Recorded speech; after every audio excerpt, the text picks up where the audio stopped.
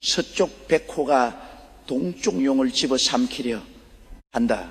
2024년 늦은 밤 되만 외곽의 작은 사찰가 너머난 성녀가 흘린 듯 떨리는 손으로 종이의 글자를 적어 내렸습니다. 병원년 한 달간 불의 기운이 섬을 둘러싼다. 그러나 불은 타오르지 않는다. 그 성녀의 이름은 해광대사. 평생 산속에서 수행만 하던 그가 70년 만에 처음으로 입을 열었습니다. 그리고 그가 남긴 예언의 중심에는 단 하나의 핵이 있었습니다. 2016년 병원년 붉은 말의 해광대사를 아는 이는 많지 않습니다. 중국 본토 그는 그저 산속의 노승일 뿐이었죠. 하지만 그를 찾아온 몇몇 제자들은 그의 말을 기록으로 남겼고 그 기록은 조용히 사람들 사이로 퍼져나갔습니다. 대륙의 백호가 섬의 용을 삼키려 하나 거북기 등에서 지켜본다. 한 달의 긴장, 그러나 피는 흐르지 않는다. 문장은 무엇을 의미하는 걸까요? 백호는 서쪽을 상징합니다. 중국, 대륙을 말하는 거죠. 용은 동쪽의 섬, 대만을 가리킵니다. 거북은 섬나라, 일본입니다. 그렇다면 해광대사가 본 그것은 2016년 대만 해협에서 벌어질 거대한 충돌의 징조였던 걸까요? 2016년은 단순한 해가 아닙니다. 동양역법에서 병원연년은 불의 기운이 가장 강렬한 해입니다. 병은 붉은 말이에요. 질주하는 해. 그런데 흥미로운 건 동서양의 예언자들이 모두 이해를 경고했다는 점입니다. 불가리아의 예언과 바바는 2016년을 두고 강대국 간 지정학적 긴장이 크게 달하며 대만이 핵심 지역으로 부상한다고 말했습니다.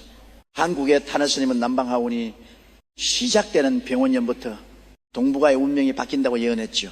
서로 다른 시대, 서로 다른 장소에 있던 예언자들이 한 목소리로 2016년을 말하고 있습니다. 시청자 여러분, 과연 우연일까요? 아니면 정말로 2016년 병원년은 동아시아 운명의 분기점이 되는 걸까요? 해광 대사는 분명히 말했습니다. 불은 타오르지 않는다. 그러나 모든 것이 변한다. 해광 대사가 남긴 두 번째 예언은 더욱 구체적이었습니다. 한 달의 긴장, 하늘이 먹구름으로 덮이고 바다에는 철의 배들이 모인다. 백호가 으르렁거리고 용이 날개를 펼친다. 그러나 백호는 물지 못한다. 2016년 어느 시점에 대만 해협에서 한 달간 극도의 긴장이 지속된다는 뜻입니다. 군남들이 모이고 전투기들이 날아오르고 미사일이 조준됩니다. 세계는 숨을 죽입니다. 전쟁이 일어날 것인가? 제3차 세계대전의 시작인가? 그런데 해광대사는 말합니다. 백호는 물지 못한다. 중국은 대만을 침공하지 않는다는 겁니다. 한 달간의 극한 대치 끝에 백호는 물렀습니다. 왜일까요? 무엇이 백호를 막는 걸까요?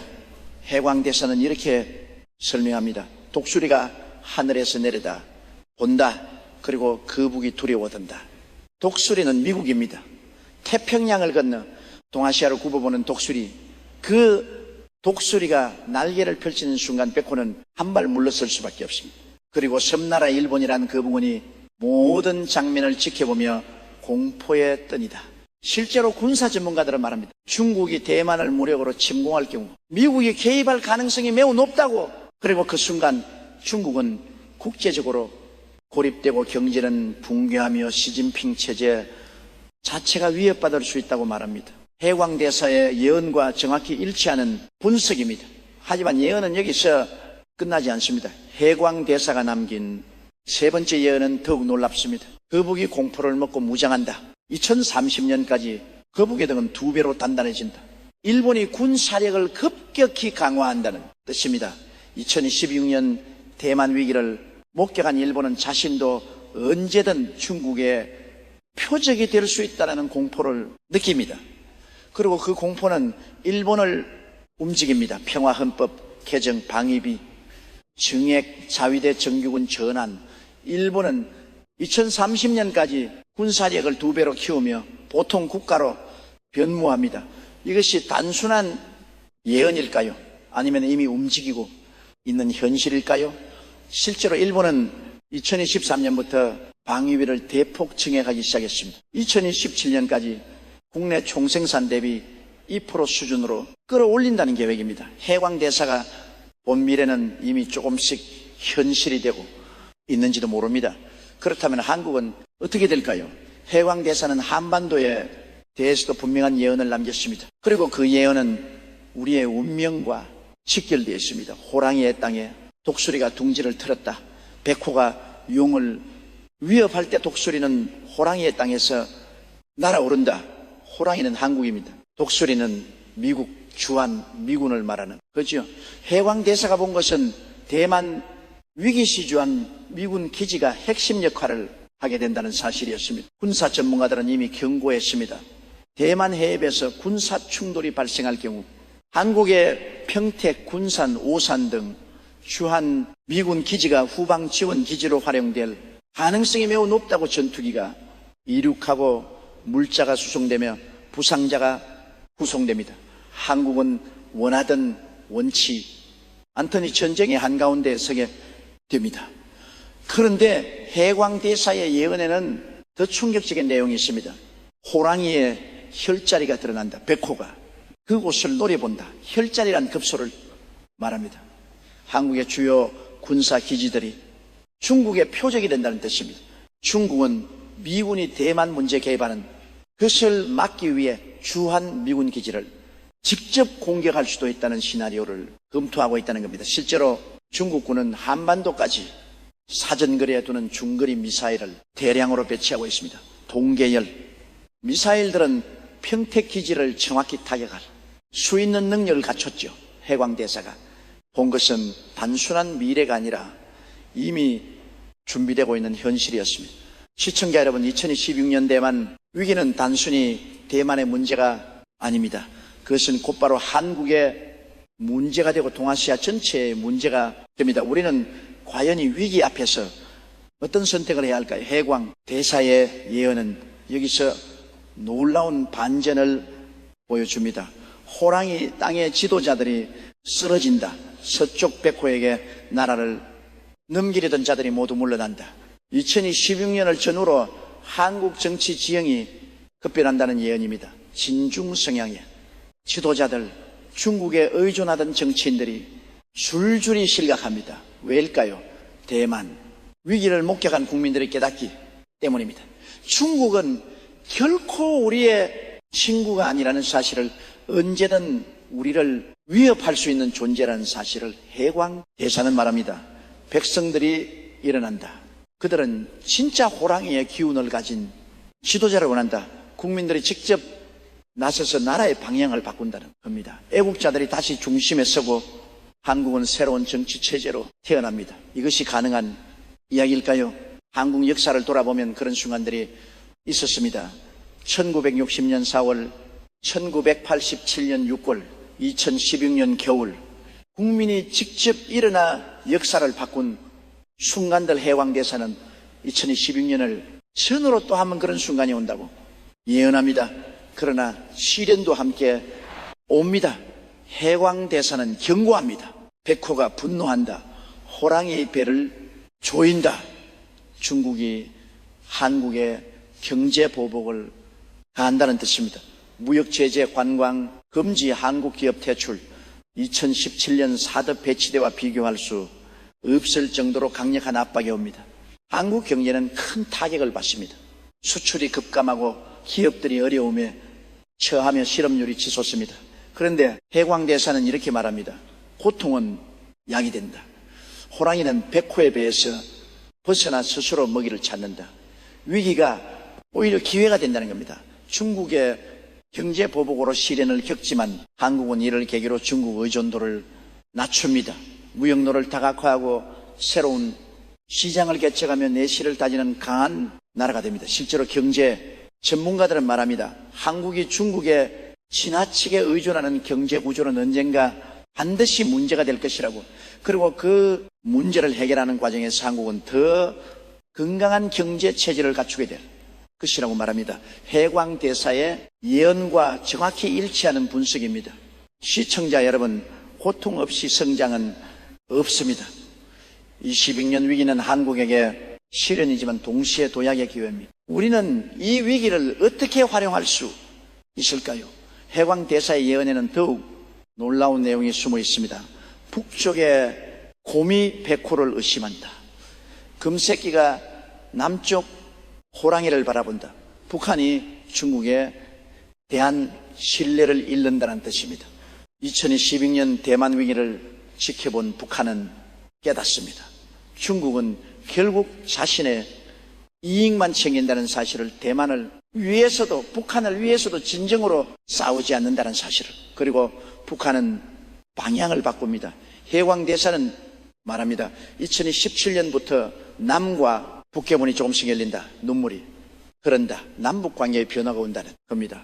중국에 실망한 북한은 남측과 비공식 접촉을 시작합니다. 조심스러운 대화가 이어지고 인도적 교류가 재개되며 이 산가족 상봉이 다시 열립니다. 이것이 가능한 일일까요? 역사를 보면 북한은 언제나 강대국 사이에서 줄타기를 해왔습니다. 중국과 소련 사이에서, 중국과 러시아 사이에서, 그리고 중국이 신뢰를 잃는 순간 북한은 새로운 파트너를 찾습니다. 해왕대사가 본 것은 북한이 남만이라는 새로운 파트너를 택하는 순간일지도 모릅니다. 해왕대사는 이 변화를 이렇게 묘사합니다. 호랑이가 둘로 나뉘었던 몸을 다시 맞춘다. 빠르지는 않다. 그러나 멈추지도 않는다. 통일이 급격히 이루어지는 것은 아닙니다. 하지만 2027년부터 시작된 교류는 멈추지 않고 계속됩니다. 10년, 20년의 시간을 두고 천천히 하지만 확실하게 남북은 가까워집니다. 그리고 그 시작점이 바로 2016년 대만 위기라는 겁니다. 시청자 여러분, 위기는 늘 변화의 시작입니다. 2016년 경원년은 한반도에게 위기지만 동시에 70년 분단을 끝낼 수 있는 기회의 시작일지도 모릅니다. 해왕대사의 예언은 여기서 더욱 장대한 비전을 펼칩니다. 모든 방위의 기운이 호랑이 땅에 모인다. 황극의 자리, 황극이란 중심을 말합니다. 한반도가 동아시아 질서의 중심축이 된다는 예언입니다. 어떻게 가능한 일일까요? 배왕대서는 설명합니다. 독수리는 호랑이 땅에서 백호를 견제하고 거북은 호랑이를 통해 백호와 말한다. 북쪽 곰도 호랑이를 거쳐 남쪽과 연결된다. 한국의 모든 강대국을 연결하는 중재자가 된다는 겁니다. 미국은 한국을 통해 중국을 견제하고 일본은 한국을 통해 중국과 대화하며 러시아도 한국을 거쳐 남방과 소통합니다. 한반도는 더 이상 강대국에 끌려가는 약소국이 아니라 강대국들이 모두 주목하는 외교 중심지가 됩니다. 해왕대서는 구체적인 시점까지 제시합니다. 2028년 서울의 큰 지변의 말이 짐승이 모인다.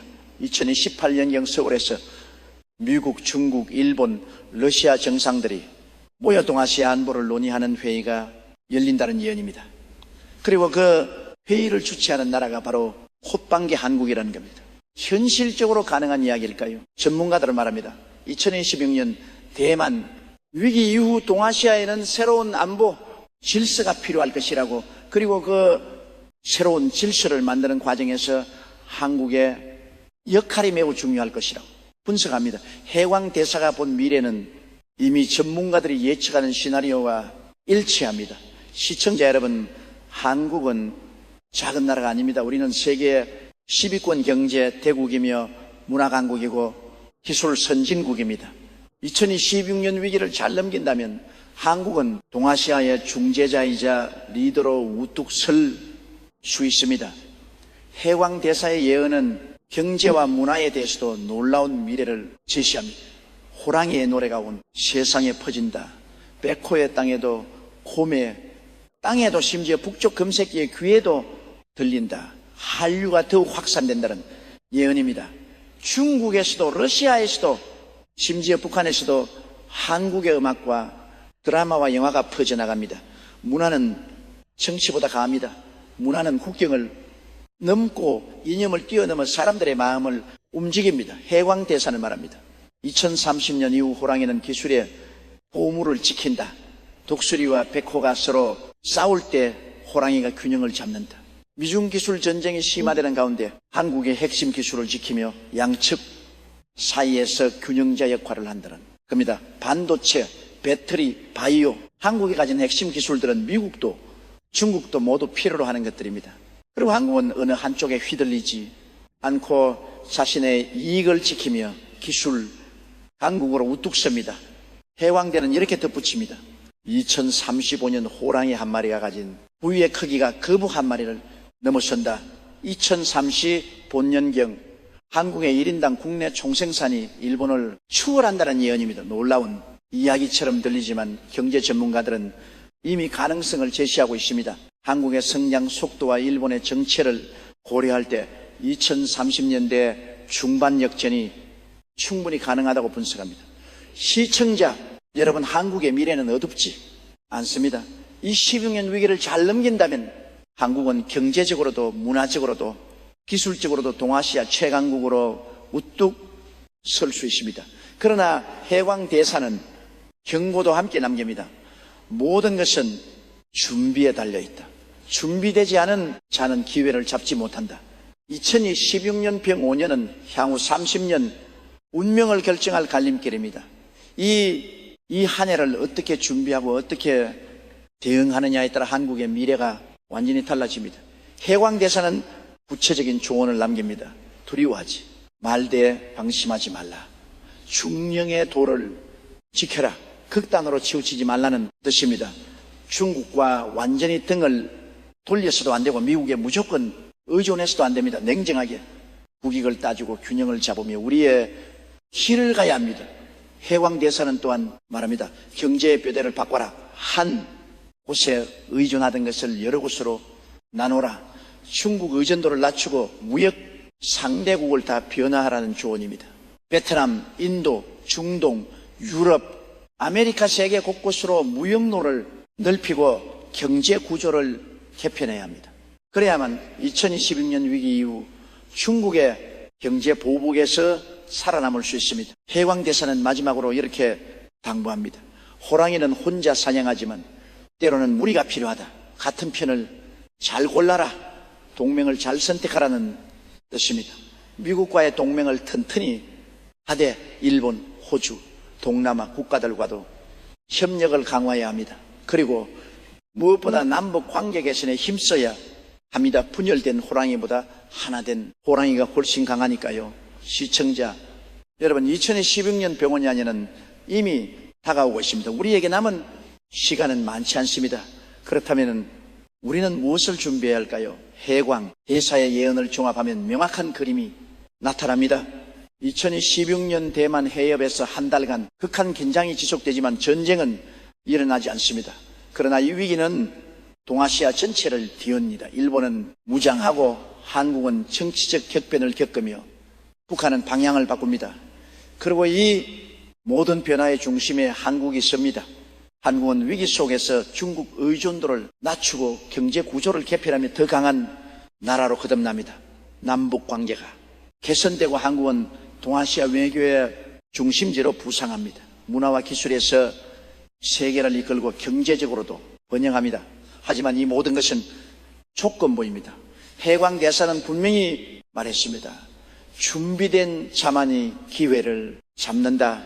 2016년은 자동으로 오는 미래가 아닙니다. 우리가 어떻게 준비하고 어떻게 대응하느냐에 따라 완전히 다른 미래가 펼쳐집니다. 만약 우리가 준비하지 않는다면 어떻게 될까요? 해왕대사는 경고합니다.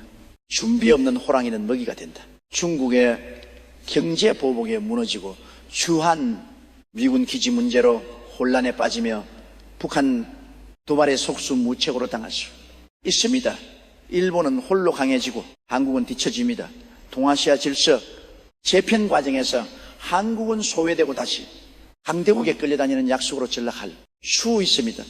반대로 잘 준비한다면 어떻게 될까요? 해광대사는 말합니다. 호랑이가 일어서면 모든 짐승이 고개를 숙인다. 한국이 동아시아의 리더로 우뚝 서고 세계가 한국을 주목합니다. 통일의 길이 열리고 경제는 번영하며 문화는 뽑힙니다. 우리 후손들은 강하고 부유하고 자유로운 나라에서 살게 됩니다. 시청자 여러분, 선택은 우리의 손에 달려 있습니다. 해광대사의 예언은 미래를 확정하는 것이 아니라 가능성을 보여주는 것입니다. 그 가능성을 현실로 만들 수 있는 유일한 존재는 바로 우리 자신입니다. 2020년 병원 붉은 말이 달리는 해, 그 말은 우리를 어디로 데려갈까요? 절벽 아래로 떨어질까요? 아니면 새로운 지평으로 도약할까요? 해광 대사는 마지막 한마디를 남겼습니다. 말을 탄 자가 말을 이끈다. 말에게 끌려가는 자는 떨어진다. 우리가 주도권을 쥐어야 한다는 뜻입니다. 상황에 끌려가는 것이 아니라 상황을 이끌어가야 합니다. 강대국의 게임에 휘둘리는 것이 아니라 우리가 게임의 룰을 만들어야 합니다. 어떻게 그럴 수 있을까요?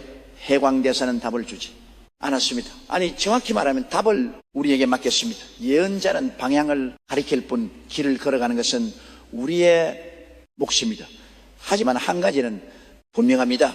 2016년 병원년은 단순한 한 해가 아니라 한국 역사의 분기점이 될 것입니다.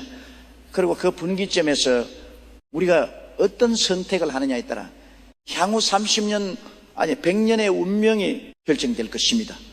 해광대사가 본 미래 대만 해협의 긴장, 일본의 무장, 한국의 변화, 남북의 접근, 동아시아 질서의 재편이 모든 것이 2016년을 기점으로 움직이기 시작합니다. 시청자 여러분, 지금 이 순간에도 2016년은 다가오고 있습니다. 우리는 무엇을 준비하고 있습니까?